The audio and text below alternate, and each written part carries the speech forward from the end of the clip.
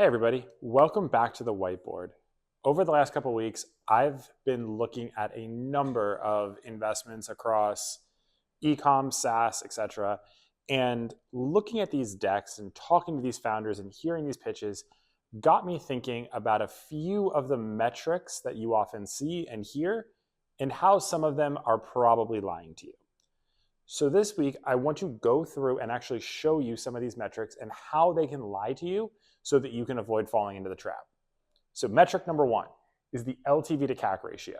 You can open up virtually any deck, SaaS, e-com, more or less anything, and you will see some kind of ratio like LTV to CAC ratio of 5 to 1, 7 to 1, 3 to 1, 10 to 1. Pick some numbers. They always look and sound impressive, but they're almost always lies. And it's not usually a malicious lie. It's usually a failure to understand how scaling businesses and using historical data to predict current outcomes can create weird situations. So what I want to show you is exactly how they get to those numbers and then where the problems lie. So number one, what we have in these decks is usually some combination of these four metrics. We've got here at the top your LTV. Across from this line is the present day. So this is all your historic data going to the present moment and then where we think it's going to go. So what you see over time is that the LTV has increased.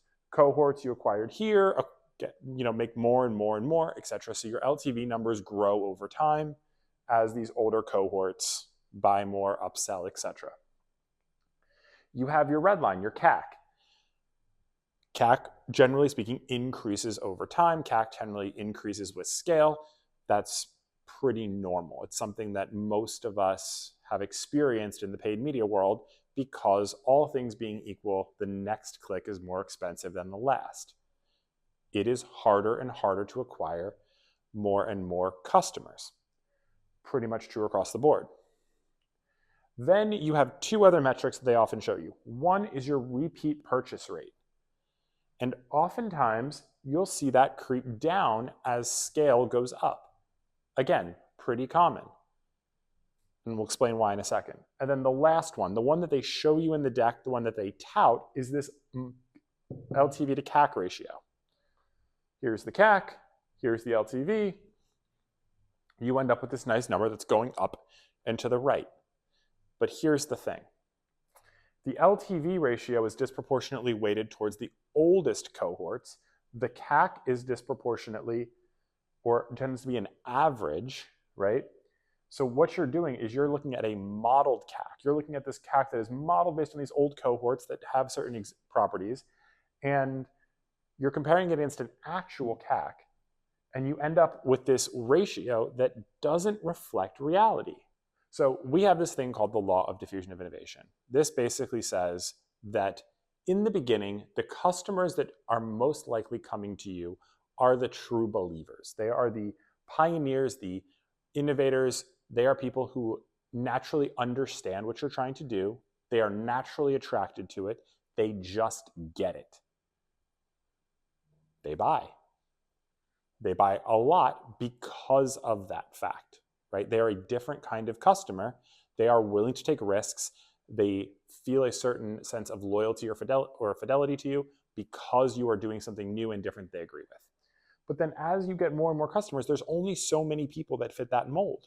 So you expand out, right? You start going from just this super niche group of 100 super passionate people to 1,000 people who mostly get it and want to be cool like the first 100, right?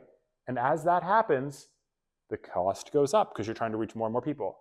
The repeat purchase rate goes down just a little bit because they're not true believers in the way that first 100 group of raving fans was.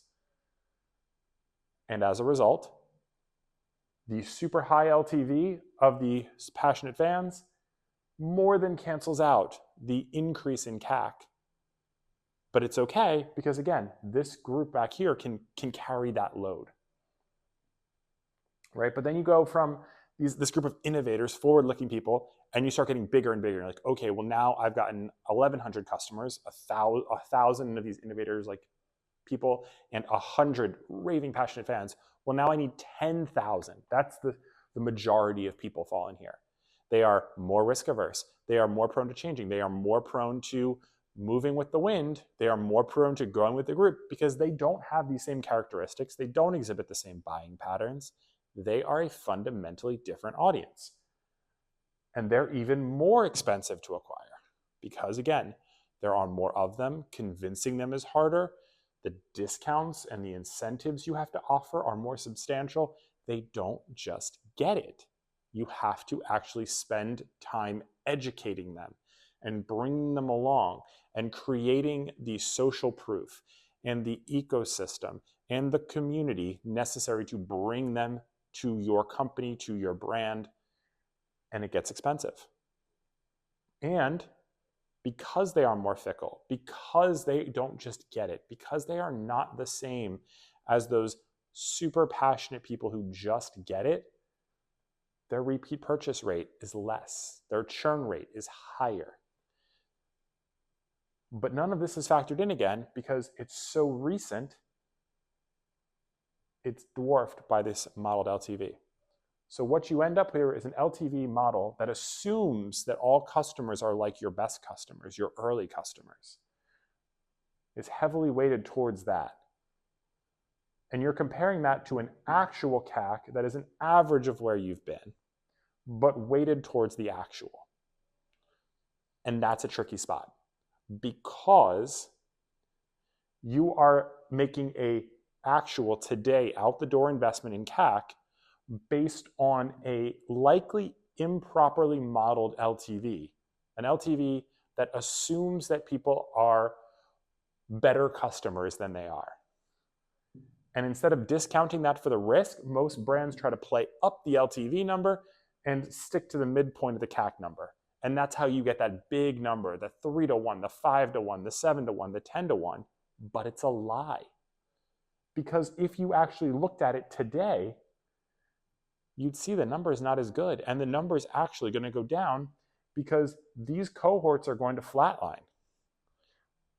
The old cohorts that carry aren't going to be able to carry as your customer base gets bigger and bigger and bigger.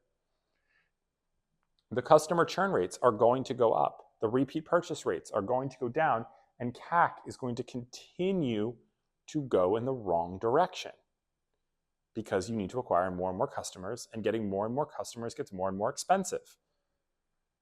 So this LTV to CAC number is wrong.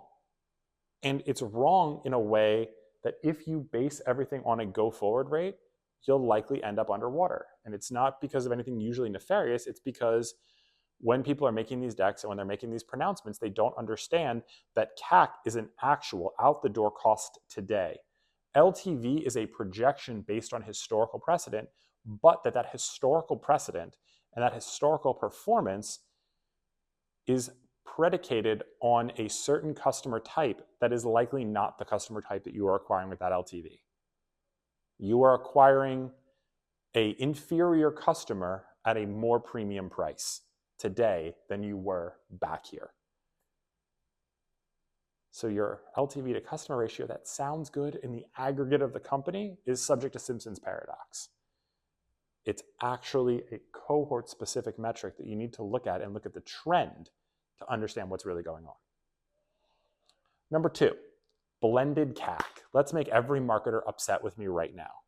Blended CAC is generally bullshit. There we go. We said it. Why? Because when you look at blended CAC, and I've taken these numbers from a deck I recently looked at, I have obviously anonymized them. They're on a whiteboard. We don't have specifics. But this is not an uncommon thing to see. What I did was I broke out the paid CAC versus the blended CAC. And I want to show you how they get to this point. So this company is advertising a constant blended CAC while revenue is going up and to the right. It is a story that most investors gobble up, that marketers present at C-suite meetings all the time. Here's the lie. This blue line was not on the deck. This blue line is the percent of customers coming from paid media.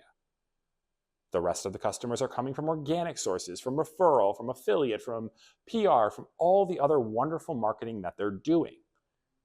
Well, the share of paid customers is going down. more and more customers are coming from non-paid sources. Paid CAC then is actually going way up. Paid media is getting wildly inefficient, but because the paid media customers represent a smaller and smaller subset of the total customer base, and the blended CAC takes into account both paid and organic customers, the impact of this high CAC is never realized because it's just averaged away in the wash. You're averaging in, for instance, whereas before, 8 out of 10 customers came from paid, at the end here, we're 5 out of 10, half. Well, what happens? Well, it doesn't matter if your cost to acquire those customers increased 80% if you are getting 30% more customers for $0. The net impact of that is a flat blended CAC. But the on the ground impact is, whoa, paid media is being wildly inefficient. It's being carried by these other media sources that aren't getting the credit because a blended CAC model hides it.